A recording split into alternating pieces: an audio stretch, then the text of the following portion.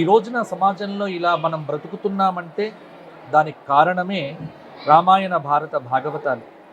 మన తాతలు విన్నారు, మన ముత్తాతలు విన్నారు. అందుకే ఈ రోజున మనం ఇంత గొప్పగా ఉండగలిగాం. కానీ ఈ రోజున మీరు ఒక ప్రశ్న అడిగారు, వినని వాళ్ళకు ఏమిటి, వింటే ఏమిటి?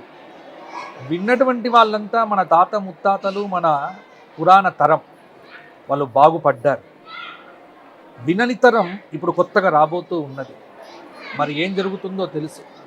మన పూర్వీకులు ఎంత బాగున్నారో ఇవాళ మనం ఎలా ఉన్నాం. అందుకే వినాలి. ఏదో టీవీల్లో చూడటం కంటే కూడా ఇలా ప్రత్యక్షంగా ఈ రోజున ఈ జ్ఞానయజ్ఞానికి ఇంతమంది వచ్చి వింటున్నారు. మీరు టీవీ మాధ్యమంగా విన్నది వేరు, ప్రత్యక్షంగా కూర్చొని విన్నది వేరు. టీవీల్లో చూసేటప్పుడు మీకు కనిపించేటువంటి మా పద్ధతి వేరుగా ఉండవచ్చు, కానీ ప్రత్యక్షంగా చాలామందికి ఈ రోజున మహాభారతం మా కళ్ళ ముందు జరుగుతుందా అన్నట్టు మాకు అనిపిస్తోందని చాలామంది వచ్చి చెబుతున్నారు. కాబట్టి వింటే ఒక తరం బాగుపడుతుంది, వినకపోతే భవిష్యత్తు అంధకారమే.